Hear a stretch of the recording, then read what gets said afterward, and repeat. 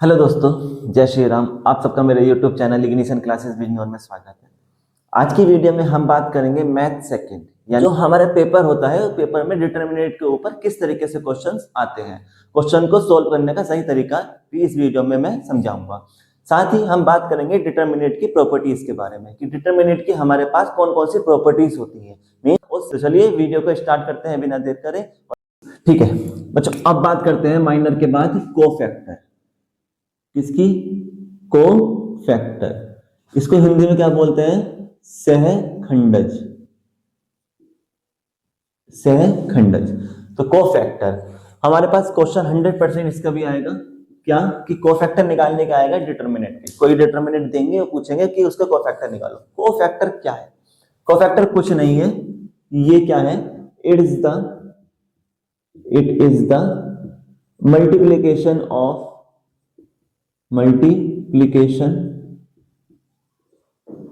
Of minor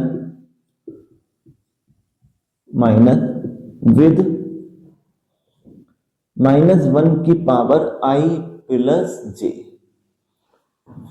ठीक है, मैंने बहुत सिंपल लैंग्वेज लिखी है।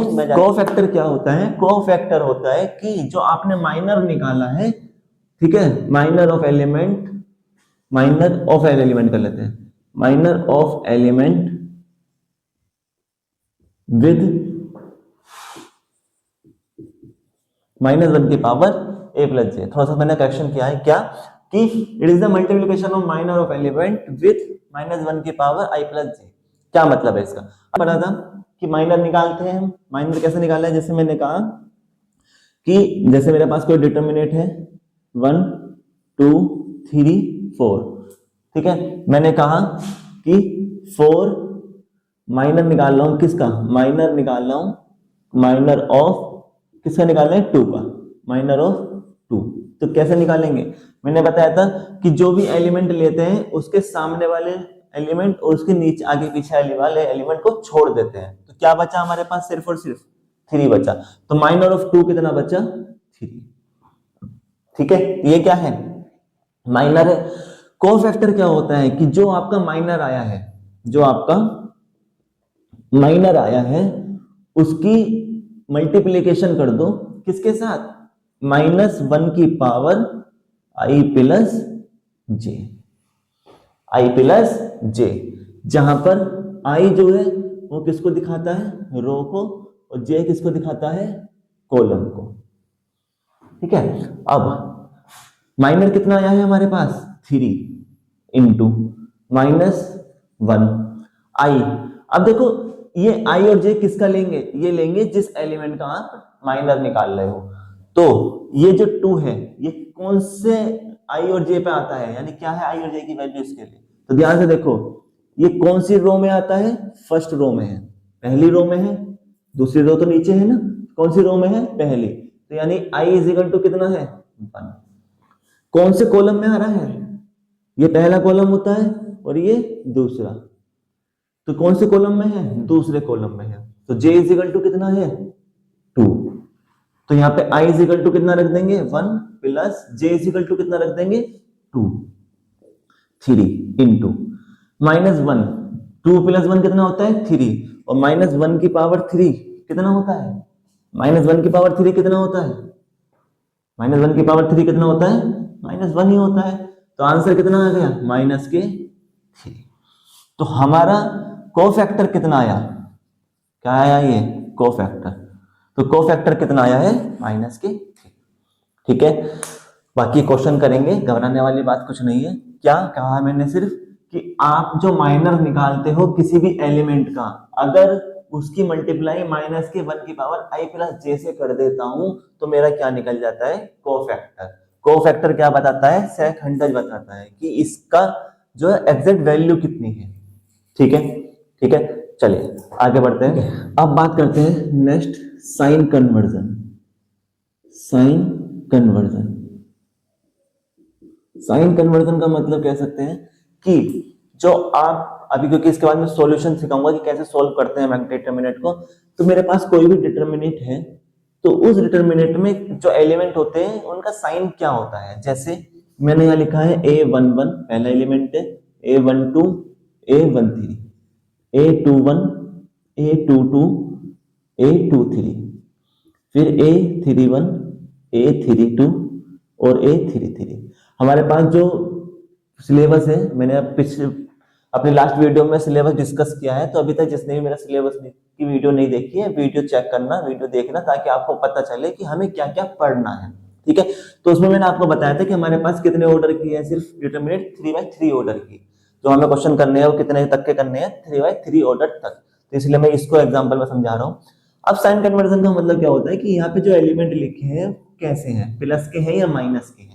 ठीक है, तो जो हम फॉर्मूला लगाते हैं तो उसमें जरूरत पड़ेगी, अभी समझाऊंगा कैसे। तो कैसे निकालोगे, फॉर्मूला लगाएंगे -1 की पावर i प्लस जे, -1 की पावर i प्लस जे। अब आते हैं यहाँ पर, देखो ये क्या बताता है, 1 पहली रो पहला कॉलम, 1 2 का मतलब पहली रो दूसरा कॉलम, पहली रो तीसरा कॉलम, 2 1 का मतलब क्या है, दूसरी रो पहला कॉलम, 2 2 का मतलब दूसरी रो दूसरा कॉलम, 2 3 का मतलब सेकंड रो थर्ड कॉलम, 3 1 का मतलब थर्ड रो फर्स्ट कॉलम, 3 2 का मतलब थर्ड रो सेकंड कॉलम, और A33 का मतलब थर्ड रो थर्ड कॉलम। बात समझ में आ गई। तो ए आई और जे मतलब 1 और 1 मैंने बताया था, ये किसको करते हैं, ए आई ऑफ जे को लिखते हैं, सबसे पहले बताया है। जहां पे आई किसको बताता है, रो को, जे किसको बताता है, कॉलम। यहां तक आप अभी तक समझ गए होंगे। तो आई और जे, यहाँ पे देखो आई की जगह कितना लिखा है 1, जे की जगह कितना लिखा है 1, तो -1 की पावर 1 प्लस 1, आई की जगह क्या रख दिया 1, जे की जगह क्या रख दिया 1, 1 प्लस 1 कितना होता है 2, और जब मैं -1 का स्क्वायर करता हूं तो कितना आता है 1, आता है 1, कैसा आया प्लस का आया है, तो इसलिए ये जो एलिमेंट है ये कैसा रहेगा, हमेशा प्लस का रहेगा। क्वेश्चन में अगर माइनस का दिया है तो जरूरी नहीं कि आप इसे प्लस कन्वर्ट करोगे, मैं सिर्फ क्या बता रहा हूं, अभी समझाऊंगा कि क्यों यूज कर रहा हूं, फिलहाल आप ये समझो कि ये कैसे हो रहा है, कैसे यूज करेंगे वो भी बताऊंगा। जब हम डिटरमिनेंट सोल्व करते हैं तब हमें इन सिंबल्स की जरूरत पड़ती है, साइंस की जरूरत पड़ती है कि कौन सा साइन है ये, प्लस लेंगे या माइनस। ठीक है, तो हमेशा जब फॉर्मूला लगाएंगे तो आप पहला एलिमेंट कैसा लोगे, प्लस का। उसके बाद आते हैं इसके लिए 1 और 2, तो आई की जगह कितना आ गया 1, जे की जगह कितना है 2, 1 प्लस 2 कितना होता है 3, और जब -1 की पावर 3 करोगे तो कितना आएगा माइनस, तो इस कैसा टर्म आई है माइनस की, इसलिए जब फॉर्मूला लगाएंगे तो सेकंड टर्म कैसी होगी माइनस की। उसके बाद आते हैं 1 3, तो आई की जगह 1 और जे की जगह 3, 3 और 1 4, जब 4 का करोगे -1 की पावर 4 करोगे कैसा आएगा प्लस का आएगा, तो इसका मतलब ये टर्म कैसी आई है प्लस की। ठीक है, इसी तरीके से 2 1, आई की जगह कितना है 2, जे की जगह कितना है 1, 2 प्लस 1 कितना होता है 3, और -1 की पावर 3 माइनस, कैसी टर्म आई है माइनस की, इसलिए ये टर्म कैसी आएगी हमेशा माइनस की। उसके बाद आई की जगह कितना है 2, जे की जगह कितना है 2, A22 है ना, 2 और 2 कितने होते हैं 4, -1 की पावर 4 करेंगे फिर से कैसा आएगा प्लस का 1, यानी टर्म ये कैसी आएगी प्लस की। ठीक है, उसके बाद फिर से करेंगे आई की जगह 2 प्लस जे की जगह 3, 5 हो गया, 2 प्लस 3 कितने होते हैं 5, -1 की पावर 5 कितना होता है -1, तो कितना आएगी टर्म माइनस। ठीक है, इतना समझ में आ गया। और अगर अभी भी किसी को ऐसा लगता है कि सर मुझे तो समझ में नहीं आ रहा है, मुझे याद नहीं होंगे, तो सिंपल सा तरीका बताता हूं। अब क्या लास्ट लाइन रह गई ना, इसलिए समझा रहा हूं लॉजिक, उसके लिए जो बिल्कुल नहीं समझ पाया है क्या, कि 1 प्लस 1 कितना होता है 2, और याद रखो कि जब भी -1 की पावर 2 करते हैं तो क्या आता है 1, और जब भी -1 की पावर 3 करते हैं तो कितना आता है -1, इतना तो याद रख सकते हो। ठीक है, तो यहाँ 1 प्लस 1 कितना हुआ है 2, तो 2 आने पर कैसा आता है प्लस, तो इसलिए मैंने यहाँ क्या लिखा प्लस। 2 प्लस 3 कैसा है, वो 2 प्लस 1 क्या है 3, 3 आने पे क्या आता है -1। अब 3 प्लस 1 कितना है 4, 4 क्या है 2 का मल्टीपल है ना, 2 का टेबल में आता है 4, तो इसीलिए अब क्या होगा ये कितना आएगा प्लस, मतलब कहने का मतलब मतलब यह है कि जो डिटर्मिनेंट है इसमें जो टर्म हमारी इवन है, इवन, ठीक है, इवन, इवन का मतलब जो वो नंबर जो 2 से डिवाइड हो जाए। तो जो नंबर हमारे इवन है वो कैसे आएंगे, प्लस के, और जो नंबर हमारे ओड हैं, जो 3, 5, 7 इस तरीके से जो नंबर ओड है वो हमेशा कैसे आएंगे, माइनस के। बात समझ में आ गई? तो 3 + 1 कितना होता है, 4, इवन नंबर है तो प्लस आएगा। 3 और 2 कितना होता है, 5, 5 कैसा है, ओड नंबर है, माइनस आएगा। 3 + 3 कितना होता है, 6, 6 कैसा है, इवन नंबर, तो प्लस आएगा। यह है हमारा साइन कन्वर्जन, कैसे हम साइन सेट करेंगे अपने फॉर्मूले के लिए। ठीक है, अब बात करते हैं क्या कि हम कैलकुलेट कैसे करेंगे डिटर्मिनेंट को। नेक्स्ट चीज आती है हाउ टू कैलकुलेट और सोल्व द डिटर्मिनेंट।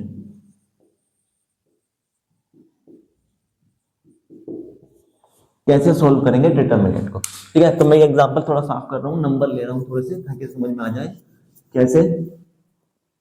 जैसे मैंने लिया है 1 2 3 4 5 1 2 1 2, तो इस तरीके से मैंने डिटर्मिनेंट ली है। कितने ऑर्डर की, 3/3 ऑर्डर। तो बच्चों सोल्व करने का तरीका क्या है, कि अब मैं देखो सिंबल भी लिख रहा हूं, ये प्लस का था, ये माइनस, ये प्लस आएगा। ठीक है, ये कौन से टर्म पे है, 2 + 1 यानी कितना आएगा, 3, तो ये भी माइनस का आएगा। इस तरीके से मुझे स्टार्टिंग की जरूरत पड़ती है सिर्फ 3 की। क्या, कैसे सोल्व करते हैं डिटर्मिनेंट को, जब भी क्वेश्चन आए कोई डिटर्मिनेंट दे दे और लिखा हुआ है कि सोल्व द डिटर्मिनेंट या कैलकुलेट द डिटर्मिनेंट, तो आप क्या करोगे, आपको इसको सोल्व करना है। कैसे, सबसे पहला एलिमेंट रखेंगे ऐसे ही, सबसे पहला एलिमेंट ऐसा का ऐसा ही रखा, क्यों, क्योंकि प्लस का होता है तो इसलिए मैंने प्लस कर लिया, ब्रैकेट लगाएंगे। अभी एक चीज बताई थी कि जिस भी एलिमेंट को आप ले रहे हो तो क्या करो, उस एलिमेंट के आगे और पीछे वाले एलिमेंट क्या कर दो, छोड़ दो, और उसके ऊपर या नीचे वाले एलिमेंट भी छोड़ दो। तो क्या क्या बचा, ठीक है, क्या बचा, ये खत्म हो गए, ये भी खत्म हो गए, क्या बचा, 5, यहां लिख रहा हूं साइड में, क्या क्या बचा, 5 1 1 और 2, यही बचे। ठीक है, तो लिखने की जरूरत नहीं होती है, डायरेक्ट बताऊंगा। यह बचा, अब क्या कर दो, इनकी कैलकुलेशन करो। कैसे, सबसे पहले करो इन दोनों की आपस में, सबसे पहले इन दोनों की, तो 5 2 10 हो गया। अब आएगा बीच में माइनस, हमेशा माइनस आएगा, कंफ्यूज नहीं होना है कि कैसे प्लस होता है माइनस होता है, नहीं, फॉर्मूले में माइनस ही आता है, माइनस ही रखना है बीच में। अब इन दोनों की मल्टीप्लाई आपस में करो, 1 की 1 से करेंगे कितना आएगा, 1। ये हमारा पहले एलिमेंट कंप्लीट, पहला एलिमेंट कंप्लीट। ठीक है, कोई दिक्कत, चलो समझ में नहीं आया कोई बात नहीं, अभी दूसरा निकाल रहा हूं, समझ में आएगा। पहली बारी में समझ में नहीं आता, अब आएगा दूसरा एलिमेंट। दूसरा एलिमेंट क्या है, 2, क्या है, 2, यहां जो लिखा होगा वही लेंगे, तो कितना है यहाँ पे, 2। अब दूसरा एलिमेंट कैसे आता है, एलिमेंट माइनस का, तो यहां क्या लगाएंगे, माइनस। इसलिए मैंने साइन कन्वर्जन सिखाई कि साइन कन्वर्जन का यूज कहां पर है और कैसे करेंगे। तो ये जो फॉर्मूला लगाता हूं इसमें साइन की जरूरत पड़ती है, तो पहला प्लस का था इसलिए मैंने प्लस का 1 लिखा, लेकिन यहाँ 2 जैसा कैसा आता है, माइनस का, तो इसलिए मैंने यहाँ क्या लिखा, माइनस के 2। ठीक है, ब्रैकेट लगाएंगे। अब मैंने तरीका बताया था क्या, जो भी एलिमेंट ले रहे हो उसके यूपर और नीचे वाले एलिमेंट छोड़ दो और उसके आगे और पीछे वाले एलिमेंट छोड़ दो। क्या क्या बचा, 4 2 1 2, यहां लिख दो एक मिनट के लिए, 4 2 और 1 और 2। ठीक है, तो क्या करना है, इन दोनों की आपस में मल्टीप्लाई करनी है। पहले पहले हमेशा याद रखेंगे, पहले राइट वाली साइड, पहले लेफ्ट वाली साइड होती है, तो 4 2 8, फिर बीच में माइनस आएगा। अब 2 की 1 से करो, 2 1 2। ठीक है, ये भी कंप्लीट, तो इसकी लिखने की जरूरत नहीं पड़ती, ऐसे ही हो जाती है। देखो 4 2 8 और 2 1 2, बीच में माइनस। पहले पहले यही वाली टर्म होती है हमेशा, पहली वाली टर्म। ठीक है, अब आते हैं फिर दोबारा से वापस, क्या, अब क्या टर्म बची, 3, कैसा बचा 3 कैसा है, प्लस का है, ऊपर लिखा है ना कैसा है, प्लस का, तो यहाँ क्या आएगा, प्लस आएगा। अब हम 3 के ऊपर और नीचे वाले एलिमेंट छोड़ देंगे और आगे और पीछे वाले एलिमेंट छोड़ देंगे। क्या बचा हमारे पास, ये भी खत्म हो गया, हमारे पास क्या बचा, एक तो बचा 4, एक है 5, एक है 1 और एक है फिर 2। तो पहले 4 की 1 से, तो 4 1 जा 4, फिर बीच में क्या आएगा माइनस, 5 2 जा 10। ठीक है, बस इसको सोल्व करो। 10 की जब 1 से 10 में से 1 गया कितना बचा 9, 9 की 1 से करेंगे कितना आएगा 9, माइनस 8 में से 2 गए 6, 6 हुए, 6 2 जा 12, माइनस बीच में था वो ऐसे आ गया। ठीक है, 8 में से 2 गए 6, 6 2 जा 12, प्लस 4 में से 10 गए, लेकिन देखो माइनस का बड़ा है इसलिए कैसे आएंगे माइनस के 6, बट 10 में से 4 में से 10 नहीं जा सकते ना, तो 10 में से 4 गए कितने बचे 6, कैसे माइनस के, और नहीं, और माइनस बाहर क्या है प्लस, तो माइनस प्लस माइनस, 6 3 जा 18। ठीक है, तो 6 3 जा 18 माइनस के ये आ गया। उसके बाद 18 और 12 कितने होते हैं 30, तो यहाँ आया 9 माइनस 18 और 12 कितने हो गए 30, 30 में से 9 ये गए कितने बचे 21, लेकिन कैसा आएगा माइनस। तो ये जो है क्या आया था डिटरमिनेट आया सॉल्व। ठीक है, तो ये है हमारा सॉल्व करने का तरीका कि डिटरमिनेट को कैसे सॉल्व करेंगे। तो ये साइन कन्वर्जन के बिना अधूरा है। ठीक है, बहुत सारे क्वेश्चन कराऊंगा इसके ऊपर, कंफ्यूज होने वाली बात नहीं है, सिर्फ एक एग्जांपल है कि हमें क्या करना है। ठीक है बच्चों, तो अब बात करते हैं प्रॉपर्टीज के बारे में कि डिटरमिनेट की प्रॉपर्टीज कौन कौन सी होती हैं। तो चलिए, सबसे पहली प्रॉपर्टी होती है हमारी क्या, कि when the row and column of any determinant interchanged then the value of determinant unchanged. क्या कह रहा है ये, इसका मतलब क्या है कि मान लेते हैं कि हमारे पास कोई भी डिटरमिनेट है, जैसे 1 2 3 4 5 6 7 8 9, इस तरीके से हमारे पास कोई डिटरमिनेट है जिसमें कितने ऑर्डर की डिटरमिनेट है 3/3 ऑर्डर के हमारे पास कोई डिटरमिनेट है।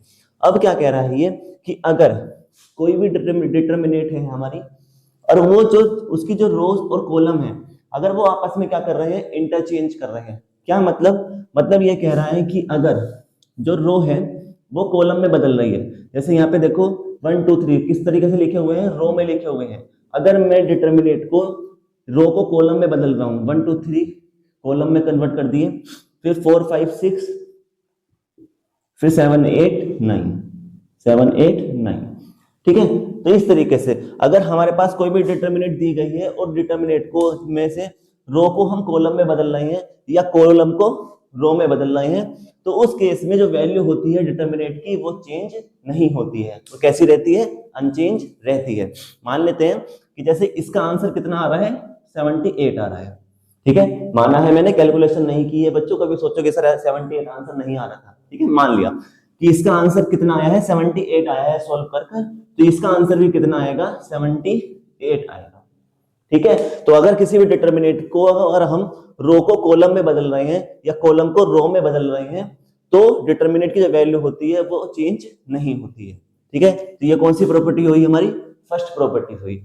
ठीक है, आगे बढ़ते हैं प्रॉपर्टी, बात करते हैं किसकी, सेकंड प्रॉपर्टी। सेकंड प्रॉपर्टी क्या कहती है कि if the two consecutive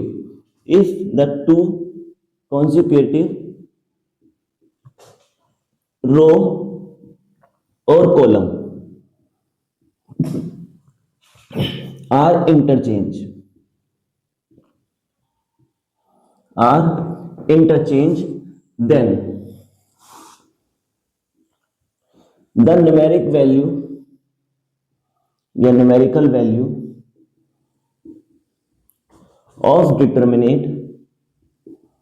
then the numerical value of determinate not change but the sign changed। दूसरी प्रॉपर्टी क्या कहती है हमारी कि if the two consecutive row और column are interchange then the numerical value of the determinant not change but not change but the sign change. क्या मतलब है इसका कि अगर मान लेते हैं कि हमारे पास कोई डिटर्मिनेंट है d इज इक्वल टू 1 2 5 6 8 9 3 2 1, ये मेरे पास कोई 3/3 ऑर्डर का एक डिटर्मिनेंट है, ठीक है।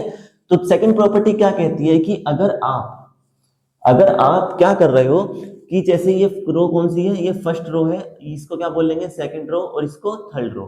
तो मैं अगर क्या कर रहा हूं कि मैं चाहता हूं कि ये रो ऊपर आ जाए, ठीक है, इंटरचेंज हो जाए, यानी कि सेकंड वाली रो फर्स्ट रो पोजीशन पे आ जाए और फर्स्ट वाली रो कहां आ जाए, सेकंड पोजीशन पे आ जाए। तो मैं क्या कर रहा हूं, दोनों रो को आपस में इंटरचेंज कर रहा हूं। तो प्रॉपर्टी क्या कहती है कि अगर आप क्या करा मैंने कि पहली जो सेकंड लाइन है वो कहां पर आ गई, ऊपर, और फर्स्ट लाइन कहां आ गई, नीचे, ठीक है, और उसके बाद 3 2 1 अपनी जगह पर, ठीक है। तो क्या हुआ कि मैंने इन दोनों रो को क्या कर दिया, आपस में इंटरचेंज किया है, आपस में बदल दिया है। तो अगर आप कोई भी दो कॉन्जिक्यूटिव का मतलब क्या होता है कि एक के बाद दूसरी जो लाइन आई है, तो फर्स्ट के बाद कौन सी रो है, दूसरी, ये, ठीक है। ऐसा नहीं है कि आप फर्स्ट को थर्ड पे डायरेक्ट चेंज करोगे, वो भी करेंगे, लिख सकते हैं डायरेक्ट, लेकिन कहता क्या है ये कि आप जब भी दो कॉन्जिक्यूटिव यानी कि एक के बाद जो तुरंत जो लाइन आती है या दूसरी तरफ जो शब्द आता है, जैसे 1 के बाद क्या आता है 2, 2 के बाद 3, तो वो क्या है, कॉन्जिक्यूटिव नंबर। तो इसी तरीके से जो 2 कॉन्जिक्यूटिव रो होंगी जो आपस में जुड़ी हुई हो या एक के बाद दूसरी आ रही हो, अगर आप उनको चेंज करते हो तो क्या होगा, डिटरमिनेंट तो वैसे ही रहेगा, वैल्यू आप लोग चेंज कर सकते हो, लेकिन बाहर क्या आ जाएगा, साइन चेंज हो जाएगा। ये डिटरमिनेंट इस टाइम कैसा है, पॉजिटिव डिटरमिनेंट है, बाहर कुछ था प्लस था, सिर्फ कैसी डिटरमिनेंट है, प्लस है। तो अगर मैं आपस में रो को चेंज करता हूं तो बाहर क्या आ जाएगा, एक माइनस आ जाएगा, यानी क्या हो जाएगा, साइन चेंज हो जाएगा। अभी मैं कह रहा था कि मैं चाहता हूं कि थर्ड को चेंज कर दूं फर्स्ट की पोजीशन पे और फर्स्ट लेके आऊं थर्ड पोजीशन पे, तो फिर मैं क्या करूंगा, देखो फर्स्ट को मैं पहले यहां लेके आऊंगा तो एक माइनस आ गया, फर्स्ट को कहां लेके आया हूं, सेकंड नंबर पे, ठीक है, एक माइनस आ गया, और फिर मैं चाहता हूं कि फर्स्ट कहां जाए, थर्ड नंबर पे आ जाए। तो क्या होगा, 6 8 9 तो ऊपर लिखा ही है, और 1 2 5 की जगह क्या हो जाए, नीचे आ जाए, तो 3 2 1 ऊपर आ जाएगा और 1 2 5 नीचे पहुंच जाएगा। पहले एक माइनस था, ठीक है। अब जब क्या हुआ है कि ये दोनों रो आपस में क्या हुई है, चेंज हुई है, तो जब ये सेकंड रो थर्ड पोजीशन पे आई है और थर्ड रो सेकंड पोजीशन पे आई है, तो फिर से साइन चेंज हुआ होगा, फिर से साइन चेंज हुआ होगा, तो क्या आया होगा, एक माइनस पहले से है इनटू एक माइनस और आ गया, तो अब माइनस माइनस क्या हो जाएगा, प्लस, इसलिए अब डिटरमिनेंट वापस कैसा बन गया, प्लस का। बात समझ में आई क्या बोल रहा हूं, कि मतलब क्या है कि जब भी आप एक रो को दो कॉन्जिक्यूटिव रो को आपस में बदलोगे, आपस में इंटरचेंज करोगे, तो क्या आएगा, साइन चेंज हो जाएगा, प्लस की जगह माइनस हो जाएगा, और अगर माइनस होगा तो प्लस हो जाएगा। अगर आप चाहते हो कि फर्स्ट वाली रो कहां जाए, थर्ड पोजीशन पे आ जाए, तो आप क्या करोगे कि पहले फर्स्ट को सेकंड पोजीशन पे लेके जाएंगे, तो एक माइनस आ गया, अब फिर फर्स्ट को कहां लेके जाओगे, थर्ड पोजीशन पे लेके जाओगे, इस तरीके से, तो एक माइनस पहले से एक माइनस और आया, दोनों माइनस की मल्टीप्लिकेशन क्या हो गई, प्लस। तो ये हमारा कौन सा है, ये सेकंड प्रॉपर्टी है, जो क्या कहती है कि जब भी आप दो कॉन्जिक्यूटिव रो को या कॉन्जिक्यूटिव कॉलम को आपस में इंटरचेंज करोगे, तो उसका साइन क्या हो जाएगा, चेंज हो जाएगा, वैल्यू चेंज नहीं होगी। क्लियर है। अगर आप कोई सोच रहे हैं कि सर कॉलम में कैसे होगा, तो कॉलम में भी करके दिखाता हूँ, कॉलम में करके देखते हैं कॉलम में कैसा होगा। कि मान लेते हैं कि फिर से कोई डिटरमिनेंट है मेरे पास 1 2 5 6 7 8 11 10 9, इस तरीके से मेरे पास कोई डिटरमिनेंट है। मैं ये चाहता हूं कि ये जो लाइन, ये जो सेकंड कॉलम है, सेकंड कॉलम, ठीक है, ये कहां आ जाए, फर्स्ट की पोजीशन पे आ जाए।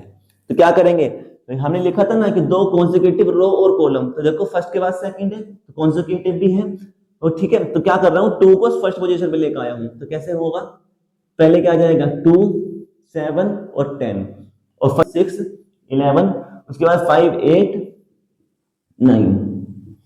तो ये क्या हुआ है हमारा कि हमारा जो सेकंड कॉलम था वो कहां आ गया है, फर्स्ट पोजीशन पे आ गया है, लेकिन वैल्यू चेंज नहीं होती है, क्या होगा, साइन चेंज हो जाएगा। तो ये डिटरमिनेंट कैसा है, प्लस का है, तो इसलिए ये कैसा हो जाएगा, माइनस का।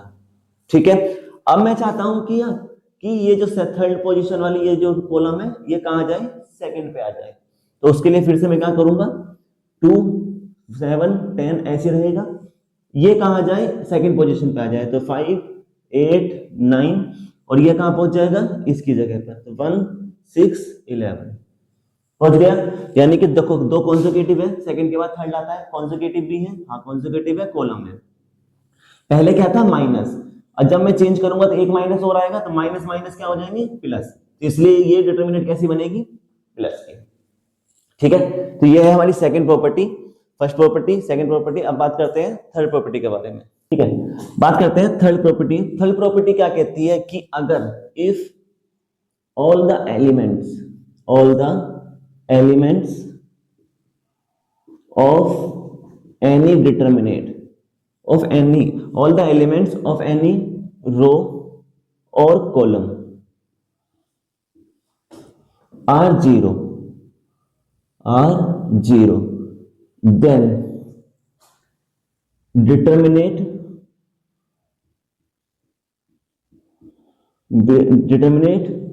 is equal to zero,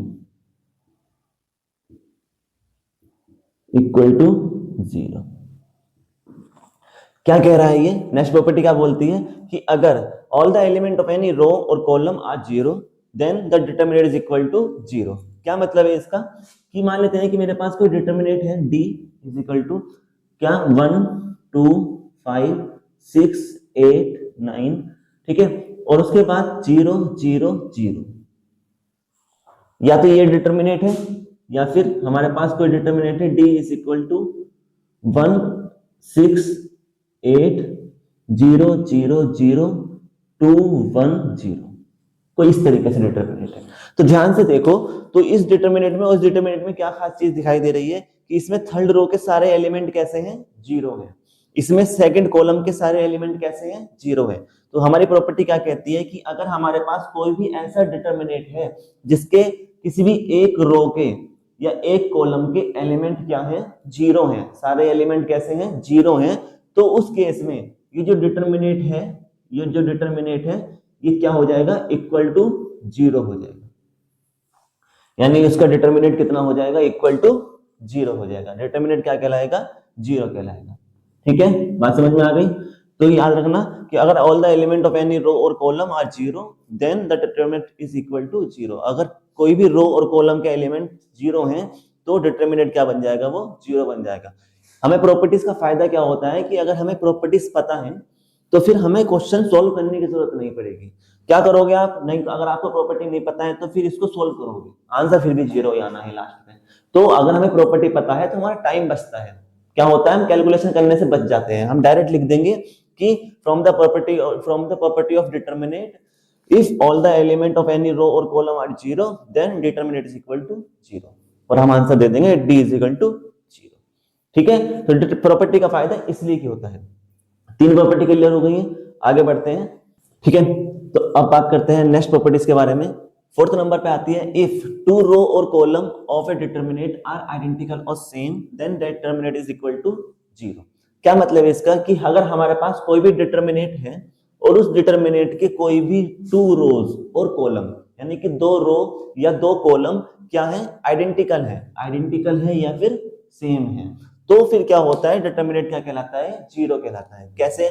इस तरीके से समझ सकते हैं कि जैसे मेरे पास यहां समझ, जैसे मेरे पास कोई डिटरमिनेट है क्या 1 2 3, ठीक है, उसके बाद 5 6 7 और उसके बाद यहां फिर दोबारा आ गया है 1 2 3, यानी कि देखो ध्यान से कि ये और ये यानी कि कोई भी दो, यानी कि दो कॉलम रो कैसी है, क्या है इनको क्या बोलते हैं रो, क्या है ये रो, तो इसमें ये वाली रो और एक ये रो जो है क्या है सेम है आइडेंटिकल है। तो अगर हमारे किसी भी डिटरमिनेट में कोई भी दो रो या दो कॉलम अगर सेम हो जाते हैं आइडेंटिकल हो जाते हैं तब ये डिटरमिनेट मान लेते हैं किसके बराबर था डी, तो क्या होगा डिटरमिनेट जो डी है वो कैसा हो जाएगा जीरो हो जाएगा, यानी उस डिटरमिनेट का जो आंसर आएगा वो कितना आएगा जीरो हो जाएगा। ठीक है, कॉलम भी होगा, कॉलम में कैसे देखेंगे जैसे मान लेते हैं कि 1 2 3 1 2 3 और 4 5 6 इस तरीके। तो ध्यान से देखो तो ये दोनों कॉलम कैसे हैं हमारे आइडेंटिकल हैं, कॉलम कैसे हैं कॉलम 1 और कॉलम 2 क्या है सेम है। तो अगर हमारे डिटरमिनेट में कोई भी दो रो या दो कॉलम आइडेंटिकल हो जाते हैं सेम हो जाते हैं तो उस केस में क्या होता है डिटरमिनेट क्या हो जाता है जीरो हो जाता है, इसका आंसर कितना आएगा जीरो होगा। ठीक है, तो ये हमारी कौन सी प्रॉपर्टी है फोर्थ प्रॉपर्टी है।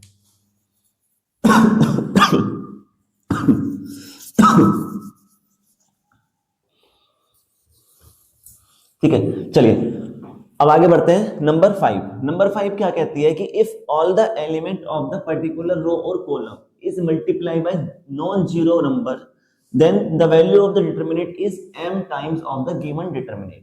तो इसको आसान शब्दों में समझते हैं। जैसे मान लेते हैं कि मेरे पास कोई डिटरमिनेंट है a, ठीक है, a क्या है, मान लेते हैं 1 2 3 4।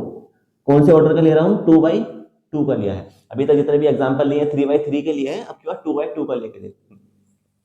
अब क्या हुआ कि मान लेते हैं कि ये जो डिटरमिनेंट दिया है, इस डिटरमिनेंट में मुझे कुछ ऐसी जरूरत पड़ी कि अगर मैं मान लो जैसे यहाँ 2 लिखा है या 4 लिखा है, कि हो सकता है कि जो कॉलम 1 है या कॉलम 2 है या रो 1 है और रो 2 है, ऐसा होना हो सकता है कि मुझे क्या करूं कि मैं इनमें से किसी एक नंबर से मल्टीप्लाई कर दूं तो 2 कॉलम या 2 रो सेम हो जाए। जब हम क्वेश्चन सोल्व करेंगे तो हमारे पास कुछ क्वेश्चन ऐसे आएंगे कि हमें दिखाई दे रहा होगा कि अगर मैं इसमें मान लो इसमें 2 से मल्टीप्लाई कर दूं तो ये जो कॉलम है, ये बाकी जो कॉलम लिखे होंगे उन कॉलम किसी एक कॉलम के जैसा बन जाएगा। बात समझ रहे हो? तो जब जैसे थोड़ा सा आसान करते हैं, जैसे मैंने लिखा है 1 2 और यहाँ लिख देता हूं 2 और 4, ठीक है। अब ध्यान से देखो कि मैं अगर ध्यान से देखो इसमें, तो अगर मैं इस वाले कॉलम में, इस कॉलम में 2 से मल्टीप्लाई कर दूं तो ये दोनों कॉलम कैसे हो जाएंगे, बिल्कुल एक जैसे हो जाएंगे। समझ रहे हो? अगर मैं इसमें 2 से मल्टीप्लाई कर दूं तो जब हमें कुछ इस तरीके से क्वेश्चन में हमें दिखाई दे रहा है कि अगर मैं किसी एक कॉलम में या किसी एक रो में किसी नंबर से मल्टीप्लाई कर दूं तो आंसर क्या हो जाएगा, आसान हो जाएगा। तो क्या होता है, ये प्रॉपर्टी क्या कहती है कि अगर आप किसी भी एक रो में या किसी एक कॉलम में किसी भी नंबर से, कौन से नंबर से, नॉन जीरो नंबर, यानी जीरो नहीं होना चाहिए, जीरो के अलावा कुछ भी हो जाए, तो अगर आप नॉन जीरो नंबर से मल्टीप्लाई कर रहे हो तो जो ओरिजिनल डिटरमिनेंट होगी उसके में भी क्या हो जाएगी, नंबर की मल्टीप्लाई करेंगे। यानी जैसे अगर मैं इसमें m नंबर से क्या कर रहा हूं, मल्टीप्लाई कर रहा हूं, ठीक है, m नंबर से मल्टीप्लाई कर रहा हूं, मैंने यहाँ पे m लिखा और यहाँ पे भी 3m लिखा और 2 और 4 कहां पे मल्टीप्लाई करी है, मैंने करी है कॉलम 1 में, किससे, m नंबर से। तो आंसर क्या होगा कि जो डिटरमिनेंट आएगा वो क्या होता है, ओरिजिनल डिटरमिनेंट कितना था, a, ओरिजिनल कितना है, a पहले, ठीक है, और उसकी मल्टीप्लाई कैसे कर दोगे, जो आपने यहाँ पे मल्टीप्लाई की है। तो इसका आंसर क्या बनेगा, a इंटू n। तो ये प्रॉपर्टी क्या कहती है कि अगर आप किसी भी रो में या किसी भी कॉलम में क्या कर रहे हो, किसी भी नॉन जीरो नंबर की मल्टीप्लाई कर रहे हो, तो जो डिटरमिनेंट आएगा, जो आंसर आएगा वो क्या आएगा, पुरानी वाली जो डिटरमिनेंट होगी उस नंबर से मल्टीप्लाई होके, जिससे आपने किया है उससे मल्टीप्लाई होके आंसर आएगा। समझ रहे हो?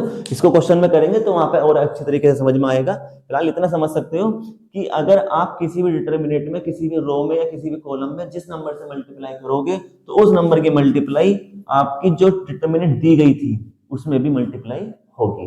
यानी डिटरमिनेंट जो आएगा, जो आंसर आएगा वो क्या आएगा, पुरानी वाली डिटरमिनेंट इंटू जो नंबर से आपने मल्टीप्लाई की है।